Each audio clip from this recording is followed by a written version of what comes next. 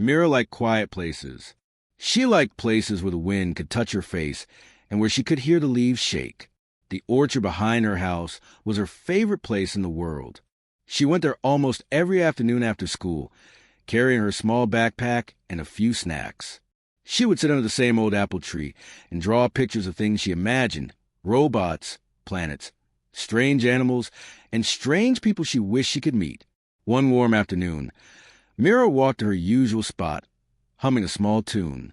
But when she reached the apple tree, she stopped. Someone was already sitting there. It was a boy, but not a normal boy.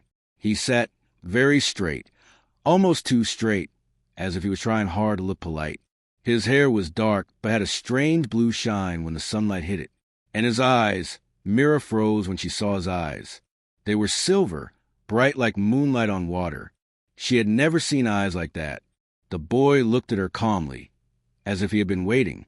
Mira felt nervous for a moment, but then she remembered her mother telling her, "If someone looks lost, maybe they just need a friend." So she took a small step forward. Hi," she said. The boy blinked once, slowly. "Hello," he said. His voice was soft but careful, like he wasn't sure how loud he should be. "You're sitting in my spot," Mira said. "But it's okay. I can share." The boy tilted his head, confused. "This is your tree?" he asked. "Well, not really mine," Mira said, "but I sit here every day." The boy nodded, as if this was important information. "I see. I did not know. I will move if you wish." Mira quickly shook her head. No, it's fine. You can stay." He relaxed just a little. Mira sat beside him and opened her backpack. The boy watched her like he had never seen a backpack before. "What's your name?" Mira asked as she pulled out some crackers. "Kai," he said quietly. "My name is Kai." "That's a nice name," Mira said. "I'm Mira." Kai repeated her name softly, as if testing how it felt. "Mira." She offered him a cracker. "Do you want one?" Kai stared at it for a moment. He reached out, but his hand hesitated in the air, as if he wasn't sure if taking it was allowed. Finally, he accepted it.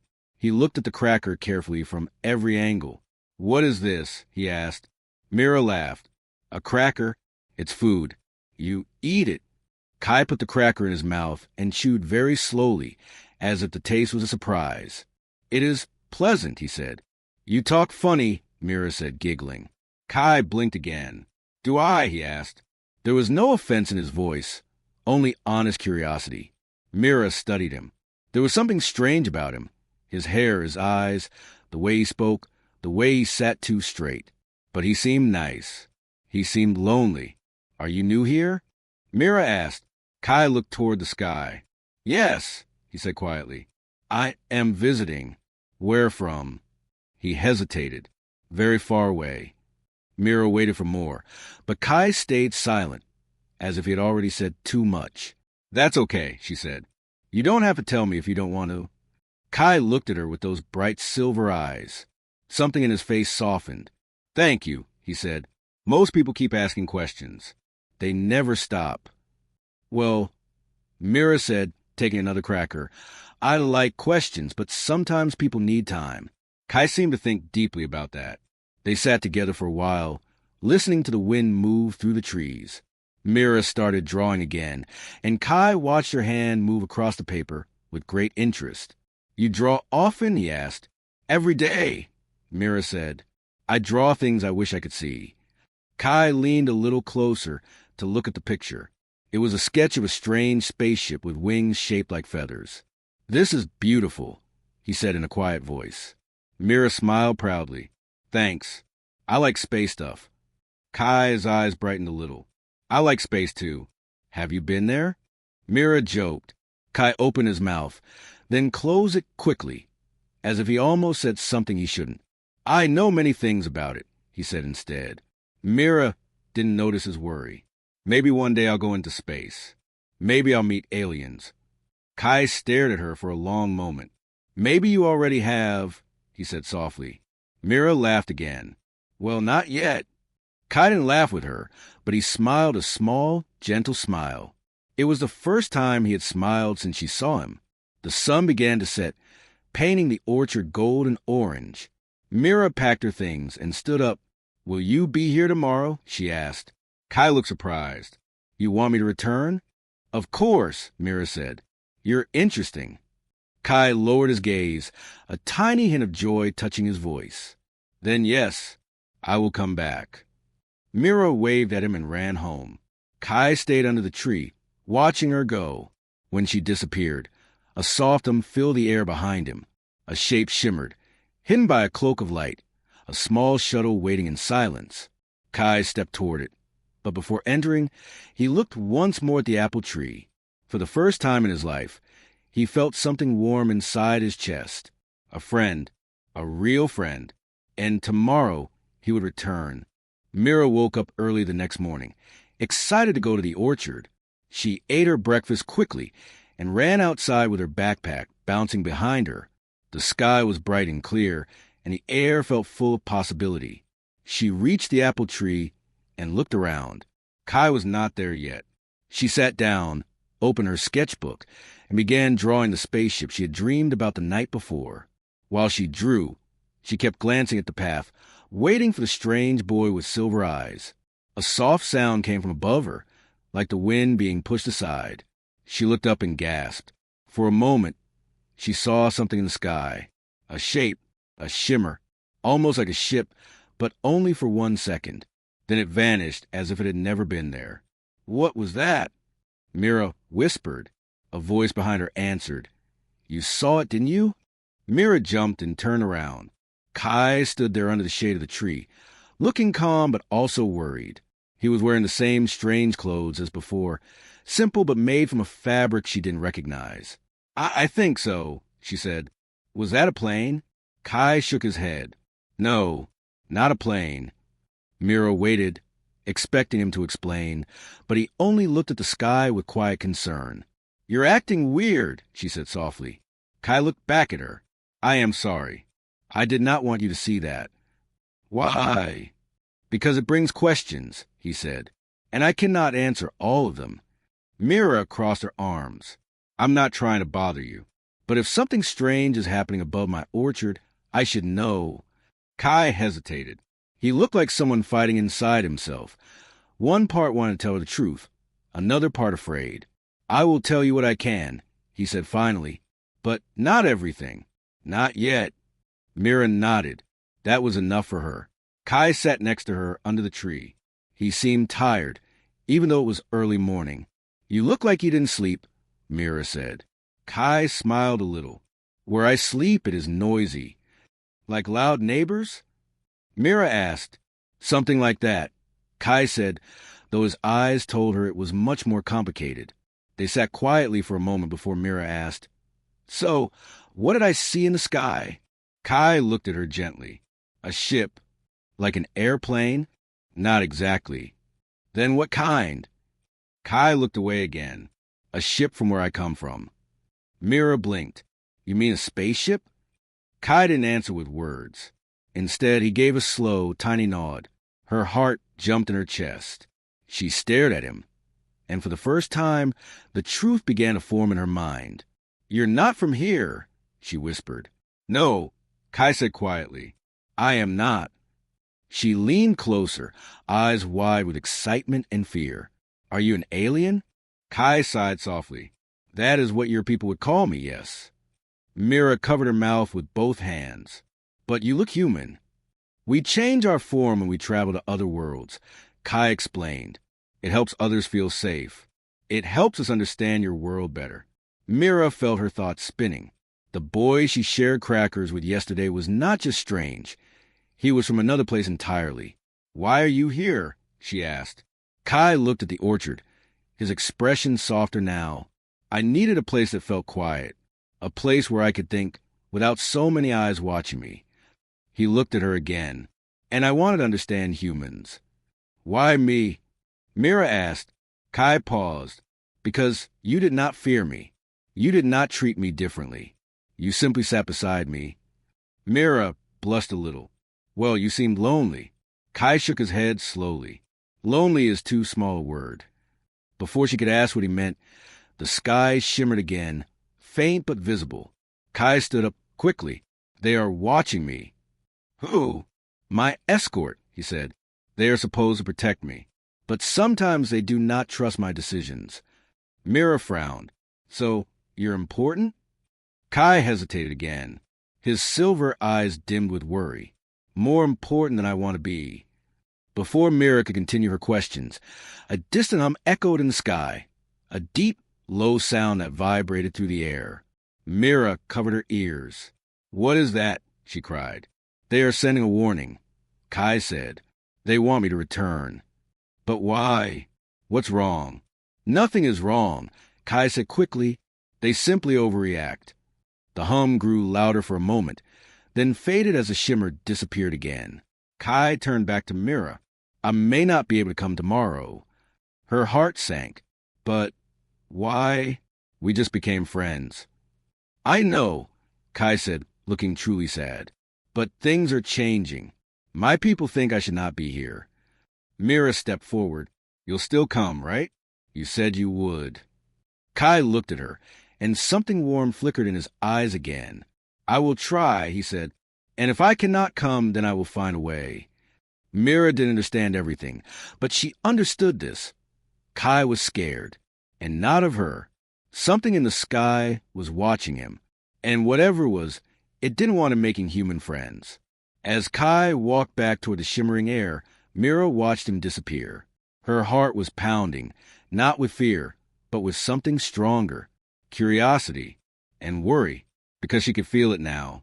This secret in the sky was much bigger than a lonely boy in an orchard. It was the beginning of something huge. Mira spent the whole night thinking about Kai.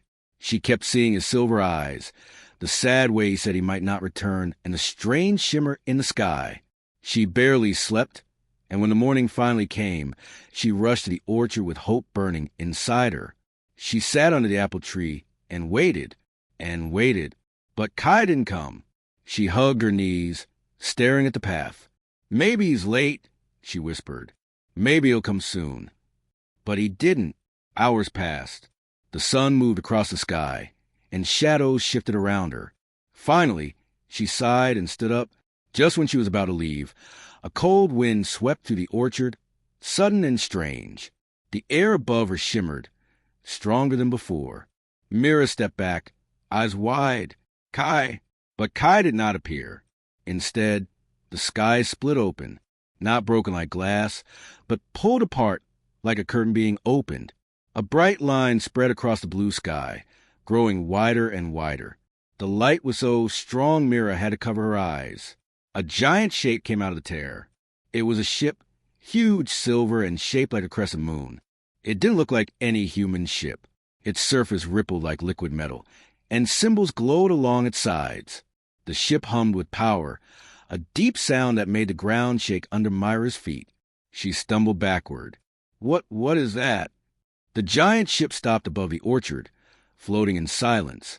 Birds fled in every direction. The wind whipped through the trees. Then Mira heard a voice, not from the ship, from everywhere, a voice that echoed inside her mind, calm and deep. Do not be afraid. Mira froze. Who are you? The voice spoke again. We are here for the young one you call Kai. Her heart jumped. Where is he? Why didn't he come today? There was a long pause, as if the voice was choosing its words carefully. He was taken back to our realm. For safety. Safety from what? Mira asked. From danger. From threats he is not prepared for. From himself. Mira shook her head. That doesn't make sense. Kai wasn't hurting anyone. Another pause. That is not for you to judge. Our duty is to protect him. Mira felt anger rising in her chest. You're keeping him away from me.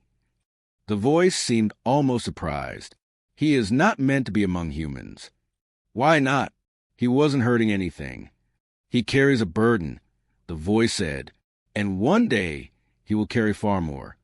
Mira clenched her fists, but he's lonely and scared. The sky flashed bright silver. Lonely, the voice repeated. Scared. Mira nodded fiercely. Yes, he told me. He didn't want to go back. He wanted to stay here. Silence followed. The giant ship hovered without moving, without sound.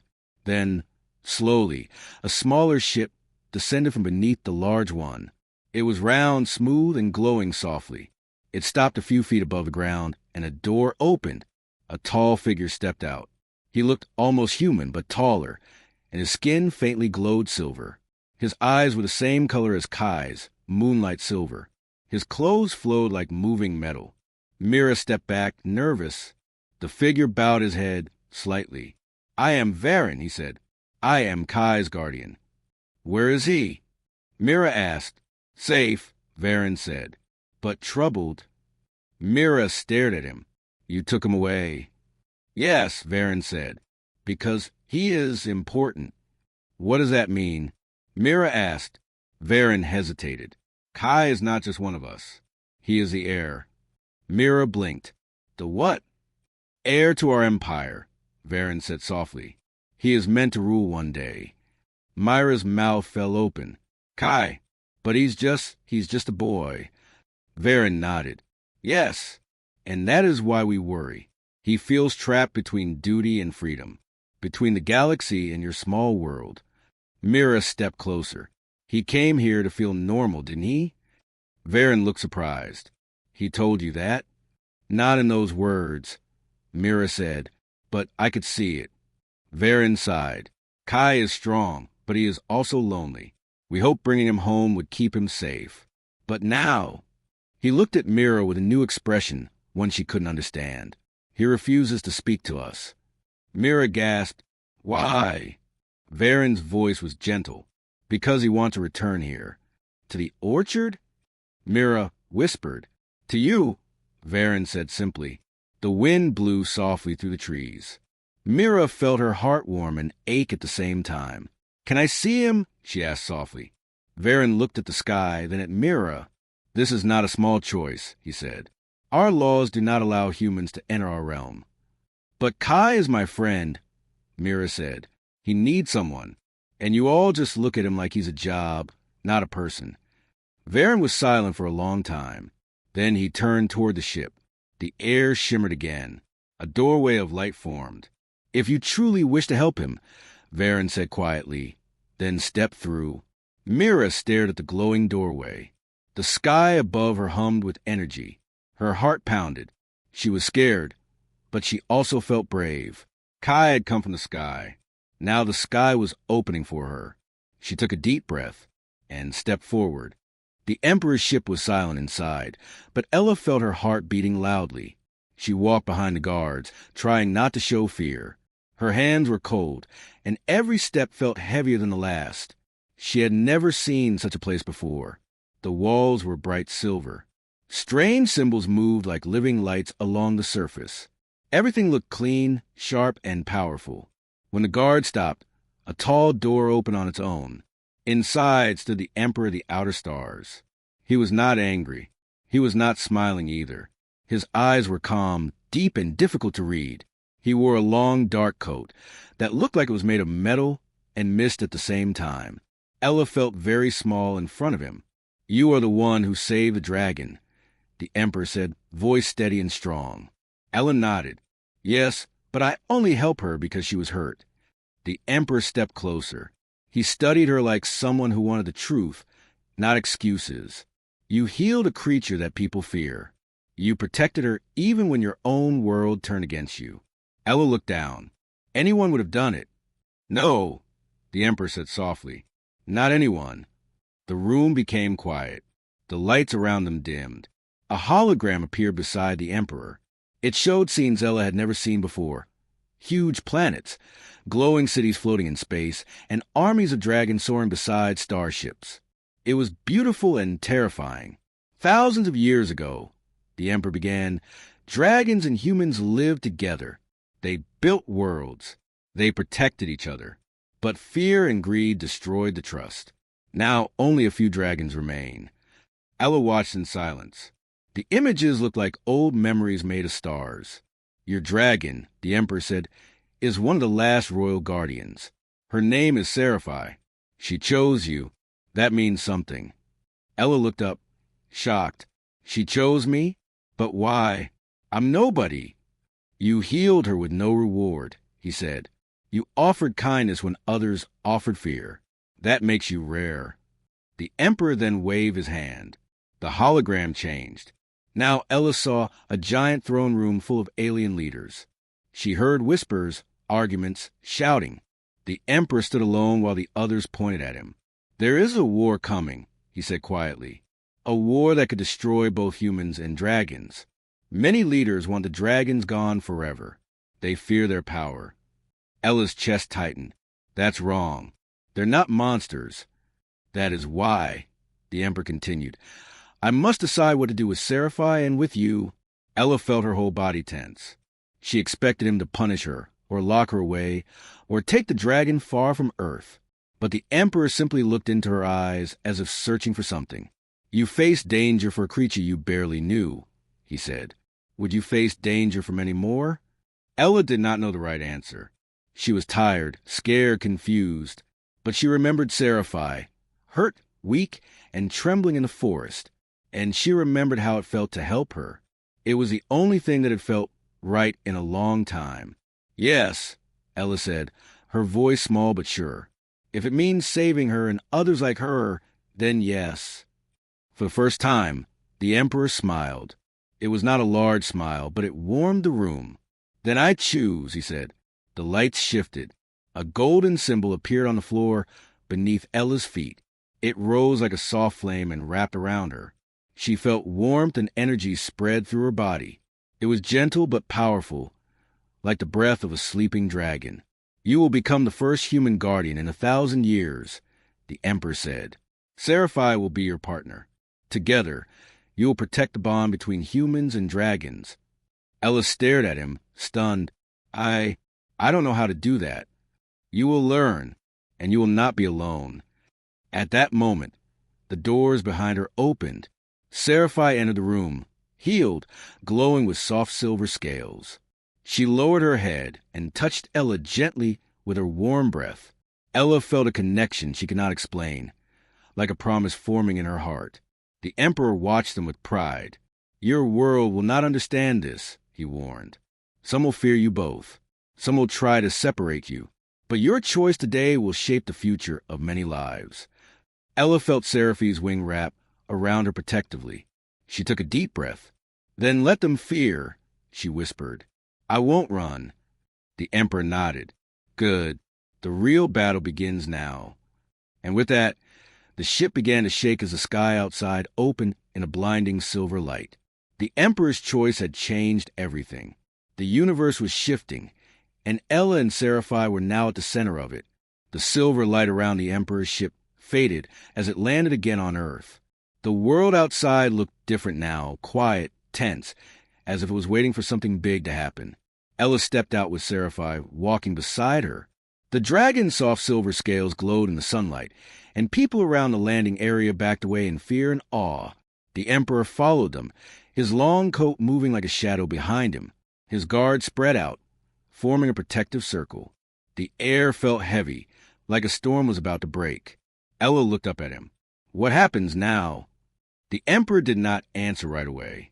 He looked at the sky, then at the people gathering far away, watching with wide eyes and trembling hands. A new rule must be made, he said. One that protects dragons, humans, and the peace between them. Ella swallowed. She knew this moment would not be easy. The Emperor stepped forward, and his voice rose like thunder, not angry, but powerful enough to shake the ground. Hear me, he said to the humans watching.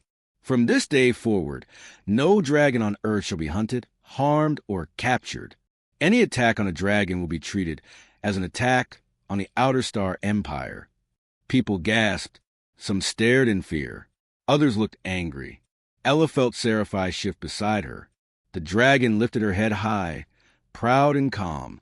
The Emperor continued, A new guardian order will rise again. And the first guardian is this human, Ella. He pointed at her. Every eye turned to her. Ella felt her heart jump into her throat. She tried not to shake. She saved a royal dragon with no promise of reward, the Emperor said. She risked her life for kindness, and now she stands as a bridge between our worlds. People whispered. Some looked surprised. Some looked doubtful. One woman shouted, "She brought danger to us. The dragons bring war." Others murmured in agreement. Ella stepped forward before fear could stop her. "Seraphai was hurt," she said loudly. "She did nothing wrong. I only helped her. If helping someone is dangerous, then maybe danger is not the problem. Maybe fear is." Her voice trembled, but she did not stop. "We don't have to be enemies," she said. "Dragons are not monsters. They feel pain. They feel fear. They need a place to live, just like us." Her words were simple, but they spread to the crowd like a gentle wind. Some people lowered their eyes, thinking. Some looked unsure. The emperor watched her with pride. "A guardian speaks with truth," he said softly. He then raised his hand. A hologram of the earth appeared above them. Red marks glowed in different countries, places where dragons have been attacked, captured, or forced into hiding. "These actions end today," he said. "From now on, dragons may live freely across this world. Any human who wishes to join the Guardian Order may do so. They will protect dragons and learn from them, just as dragons will protect them." A man in the crowd shouted, "Why should we trust dragons? They can destroy us." Seraphai stepped forward. She lowered her head and gently touched the ground. Her warm breath moved across the cold air, soft and peaceful. She did not roar. She did not show her teeth. She simply showed calm. Ella spoke again. "Because trust starts with one choice. I made mine. Now you must make yours." The crowd fell silent. The emperor nodded. "There will be challenges," he said. "There will be fear. But fear cannot rule anymore. A new rule begins now, a rule of peace." He turned to Ella. "Your training will start soon. You and Seraphai must travel across the world. You will show humans that peace is possible." Ella felt Seraphai's warm wing touch her back. "We'll try," she said. "You will do more than try," the emperor replied. "You will lead." He stepped closer and placed a small silver crystal in her hand. It glowed softly with a warm light. "This crystal is your mark of the Guardian Order. It will guide you, protect you, and connect you to Seraphai's spirit." Ella held it tightly. It felt alive. Seraphai bent her neck, and Ella climbed onto her back. The dragon's wings opened wide, shining bright like mirrors of the sky. The emperor raised his hand. "Go. The world is watching. Show them a new path." Seraphai pushed off the ground and shot into the air. Wind roared around them. Ella held on, feeling both fear and excitement rush through her. Below, people watched as the first guardian and her dragon flew across the sky. For the first time in many years, hope rose with them. And far behind, the emperor watched with a quiet smile. The new rule had begun.